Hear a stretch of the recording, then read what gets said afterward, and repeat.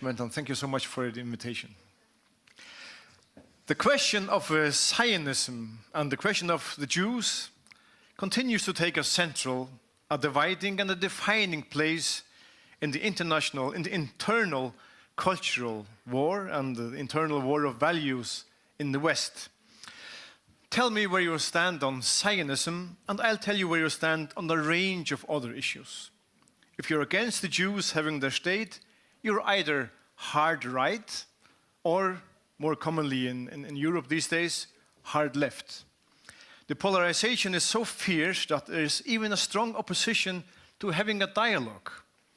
Me standing on this stage right now is, in the eyes of many, quite controversial. I've been giving quite some grief already simply for being here. How can you share a stage with her? Haven't you read what he has said? The underlying message being, we should shout, not talk, not discuss.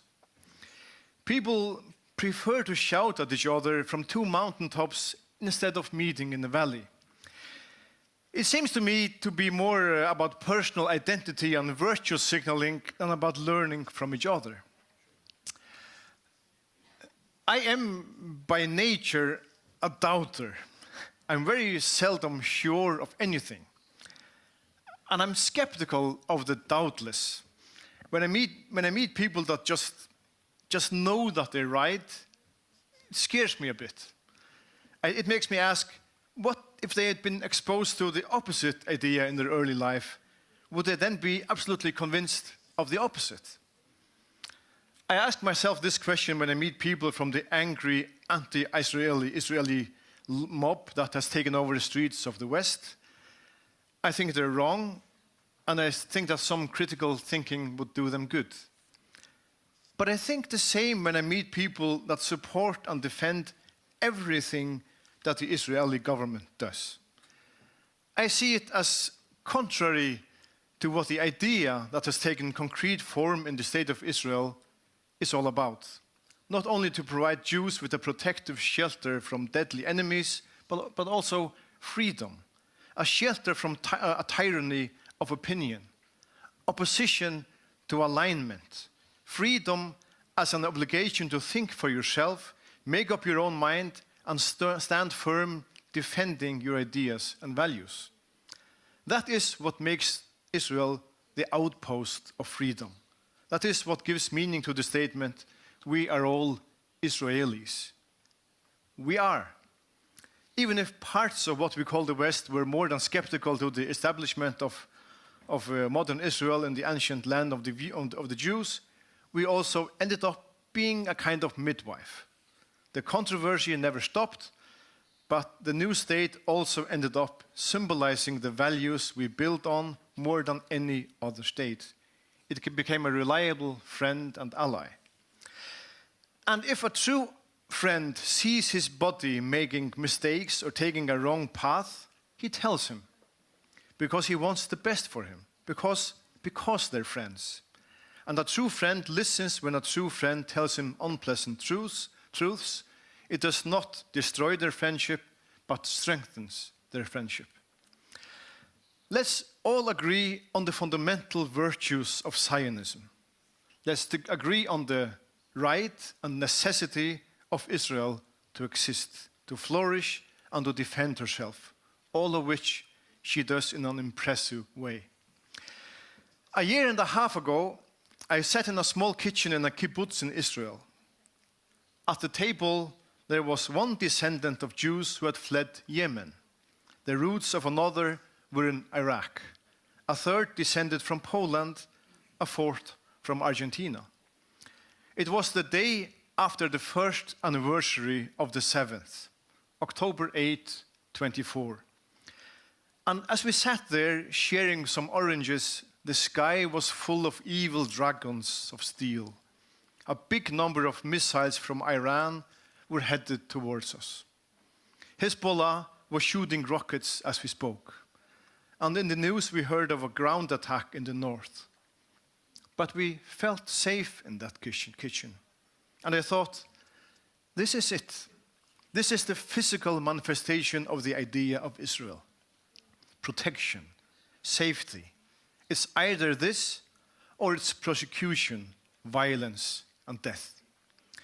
It is truly, truly impressive that the people who since the re-establishment of Israel have been attacked tens of thousands of times by hostile neighbors have managed to defend this tiny country.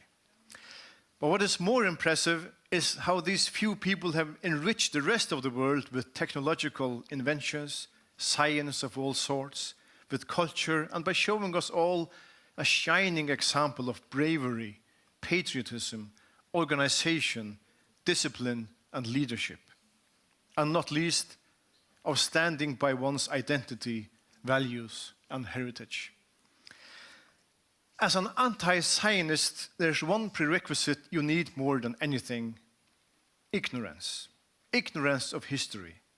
Ignorance of the radical Islamism that drives Israel's genocidal enemies. Ignorance of what Israel is and why it is. Ignorance of the idea of Israel. You must reject a nuanced understanding of the world. But we who support Zionism must also be careful not to mirror exactly that.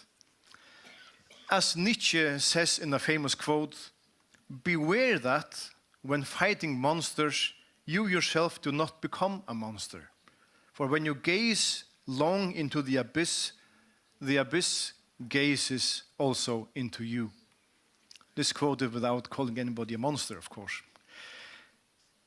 In a polarized debate, it's easy to end up erasing the moral distinctions between yourself and your opponent and adapting the very way of thinking that you started up opposing.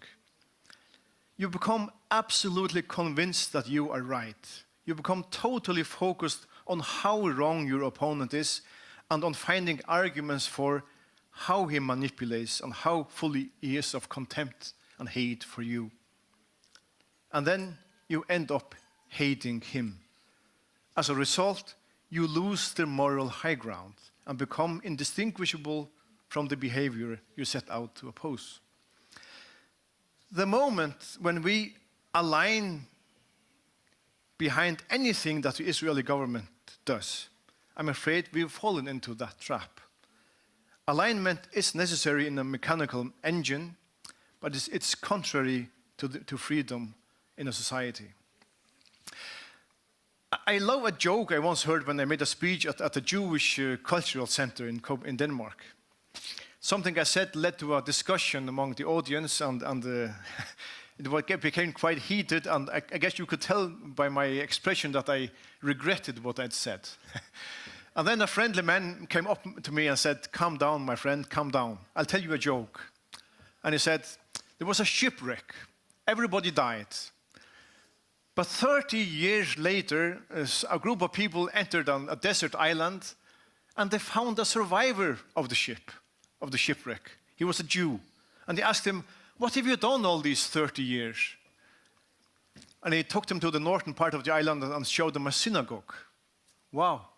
So you spent your 30 years constructing this synagogue. No, just 15 years, he said. What did you do the other 15 years? He took them to the southern part of the island and showed them another synagogue. So they said, okay, so you pray half of the time in this synagogue and half of the time in the other synagogue. In the other synagogue, the man says angrily, no, in the other synagogue, I never ever set my foot there. You know, it's a disagreement, even with yourself, is energy. It takes us forward. It shows us the complexity of a matter, and it makes us wiser when we discuss. Opinions need to be contradicted, discussed, developed, and then win or vanish. Giving in to the rhetoric of the likes of, sorry to mention them, but like the likes of Smotrich and Ben-Gvir in the Israeli government, just because they are Israeli politicians, is betraying our duty to do this. It's intellectual laziness if we say we side with Israel and whatever those in power in Israel say or do, we support. I guess we all support the ideas on which the United States were founded, which is exactly why many of us are so opposed to Trumpism. In our view, he represents the opposite of these ideas.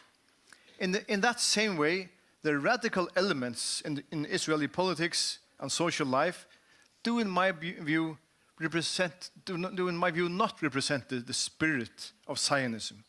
They betray it with their vulgar populism and, dare I say the word, racism. Some of them resemble the extremists that want them wiped out. They have gazed into the abyss for so long that the abyss is gazing into them. I know perfectly well that not all of us agree on this, but, well, let's discuss it. That's exactly the privilege and the responsibility of freedom. The saying goes that when there are two Jews together, there are three opinions. That is what sparks the dynamics of the country in so many fields. But sometimes, when 100 non-Jewish supporters of Israel meet, there's only one opinion. That opinion being that whatever is done by the Israeli government is right. And that is wrong. It's wrong because everything that the government does is not right. It's wrong because it sucks out the oxygen and the dynamics of debates and leads to stagnation. It's wrong because it locks us up in the so extremely important debates with anti-Zionists without much chance of winning them over, as we are sometimes forced to try and defend what we cannot defend. It's wrong because it strongly weakens our defense of the fundamental positions upon which we all agree. It's wrong because there are several wars going on, and an extremely important one is about the narrative. Losing this war is what isolates Israel. It will be extremely costly and damaging in the long term, and Israel could slide into something unrecognizable if it's totally isolated. What should our answer be when we are met with, so you think everything that the extremists in the Israeli governments do or say, followed by several examples of outrageous statements? I think there's only one good answer to that question, being, I do not support it all. There is so much that must be defended in this debate, but we risk not being able to do that if we constantly force ourselves to defend the indefensible. Because when the defensible and the indefensible ends up in the same pot, the pot as a whole becomes difficult to defend. The worst thing for a CEO of a company is having a board of pleasers, of flatterers, of yes-sayers. Leaders of companies need opposition and critique from their board and from their owners in order to avoid making big mistakes. The exact same thing is true for political leaders. They are in danger when they are surrounded by flatterers. Don't get me wrong here. I understand perfectly well why many of us are reluctant to criticize Israel in any way. It is because she is all but surrounded by yes-sayers. She is surrounded by deadly enemies. And in the global debate, Zionism is treated as an evil ideology. No other country on the planet is criticized and condemned as much and as unfairly as Israel. The fact that there are far more UN resolutions against Israel than against all other countries combined tells it all. Is Israel really worse than Russia, Afghanistan, Iran, Yemen, North Korea, Sudan, China, Nigeria, the USA, and Belarus combined? Did Azerbaijan, Germany, Turkey, Liberia, Panama, Pakistan, or Bangladesh come into existence in a more democratic way than Israel? Do the Turks have any legal right or any argument at all for occupying northern Cyprus? everybody, even the people passing these uncountable resolutions in the UN and the people shouting from the river to the street, to the sea in the streets, know the answers. But there is an obsession with Israel. There is an obsession with the state of the Jews. There is an obsession with Israel because it is the state of the Jews. There is, and there always has been, an obsession with the Jews. As refugees, they have been prosecuted for mingling too much with locals, thereby infiltrating other nations. They have been forced into ghettos then, and then prosecuted for isolating themselves too much from others and creating parallel communities, states in the state. They've owned too much and therefore been forbidden from owning land and buildings, thereby being forced into trading. Then they have been accused of being suspiciously good at trading. They've been prosecuted for being a stateless people, and now people around the world unite around the idea that they are not entitled to a state. It is called anti-Zionism, and it is the modern face of anti-Semitism. It is der ewige Judenhass. So I do understand people who say, Israel gets her share of critique, of condemnation, of attacks. So let's have her back. Let's support her in her struggles. Let's not forget what she stands for. Let's not forget that she stands for and fights for our values. But we need to ask, what are our values? It's freedom of thought, it's discussion, it's our obligation to form our own opinions and express them, also to our closest friends. If we don't do that and become uncritical yes-sayers for the Israeli government, we betray that very idea which Israel was based upon. The outpost of democracy is fighting on behalf of the whole free world. But this outpost also needs support from the free world. This support is undermined by extremists and by the fact that the Prime Minister doesn't distance himself from these extremists. So let's agree on the fundamentals. Let's defend the fundamentals. But let us, in the spirit of freedom and democracy and Zionism, discuss and openly disagree about everything else. Let's do that because it's right and because it puts us in a much stronger position when we take on the enemies of Israel and the enemies of freedom. We are in a much better position to defend freedom when we act as free people ourselves. I will end with some words on the blind angle in the global debate on democracy and on one side, and Islamism on the other side. I've been in many debates about the war in the Middle East and the Western reactions to it. And it has given me an insight into a political alliance that at first glance seems difficult to comprehend, but with a closer look becomes understandable and quite disturbing. It is the alliance between the far-left secular political movement and the religious Islamic right. How can this alliance that we see all over the West be possible? How can people that seem to have nothing in common march together under the same slogans? My theory is that we have become so secular and so rational that we've grown blind to the irrational values that our societies and our cultures are based on. Religion plays such a small role in Western lives today that many people are not even aware of the fact that our conception of human beings, and therefore also the way we have organized our societies, to a large degree is based on Christianity. This ignorance of the importance of religion makes us blind to the enormous force of religious motives in politics as well as in wars. Religion doesn't motivate us anymore, and many of us have become unable to understand that it motivates others. I have stood in panels with people who have blatantly rejected that the religious motives are driving the wars against Israel. It's a denial of the obvious. The attack on the 7th was called the Al-Aqsa flood. The declared goal was drowning Israel in Islamism. Men shouted Allahu Akbar when heads were chopped off.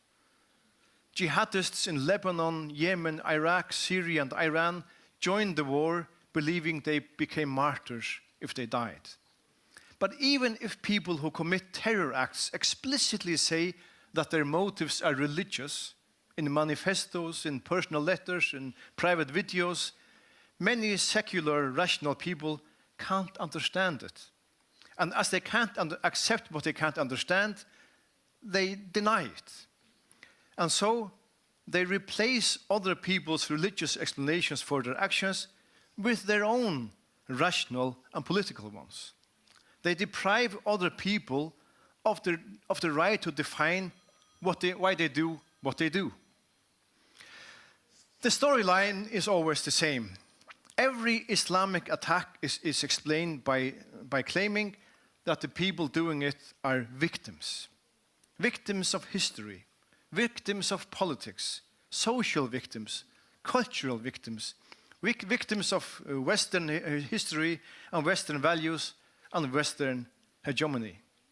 Victims of everything that is so intensely hated by the far left.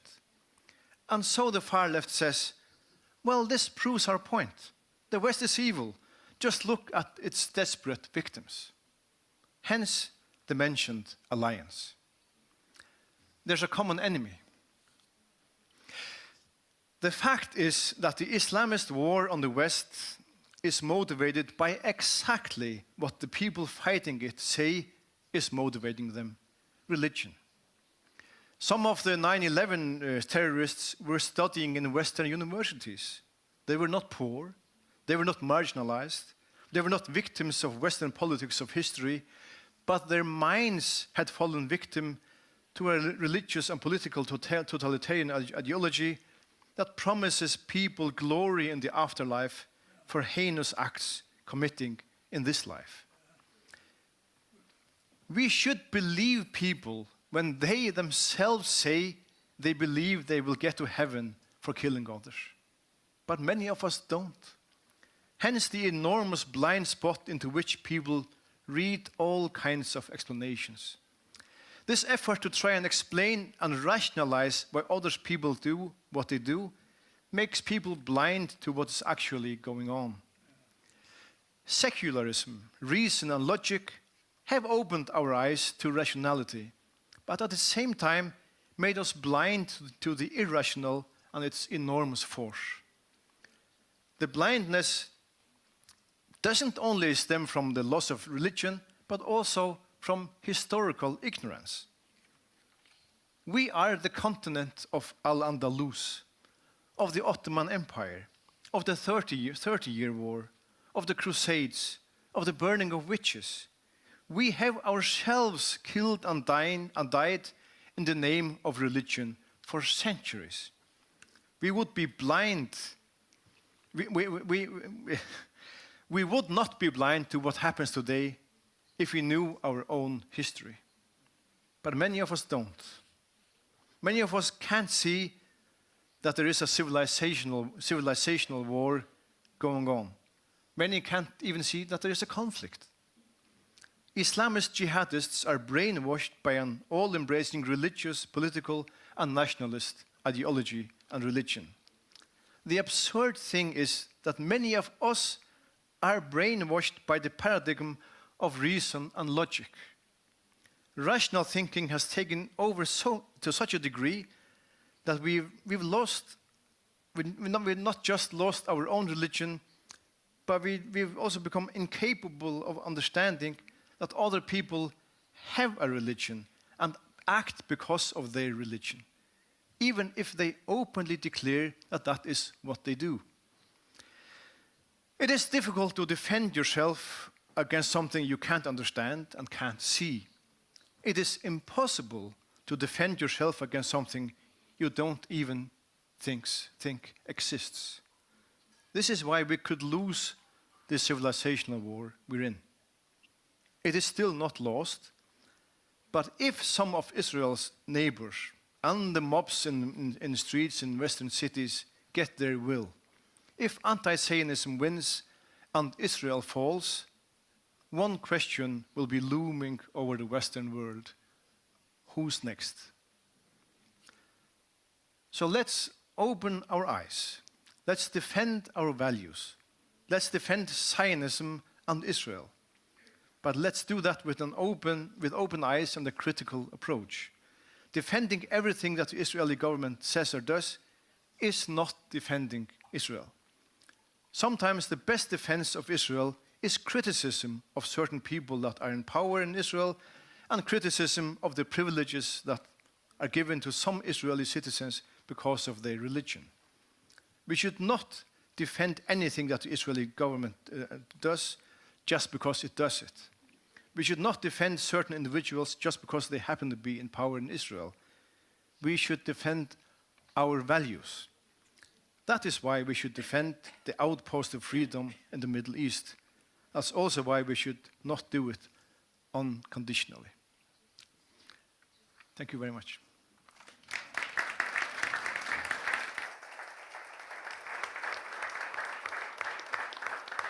Thank you very much, Sjúrður, for your speech. And I can say that I agree with you in that sense that in Israel you can really have different opinions. Exactly. And exactly. There's space for that. I mean, if you visit... There's no criticism of Israel that is not also put forward in Israel much stronger. Yeah. So you should not be afraid of criticizing when you see something wrong. Well, you can be sure that this voice is also heard in Israel itself. You know? Yeah. And what you see is in, for example, if you visit Tel Aviv and Jerusalem, you will see it's an hour drive between the cities, but they're totally like different countries sometimes to visit. But I like one English saying they say that maybe not everything Israel does is correct, but not everything Israel does is right, but they have a right.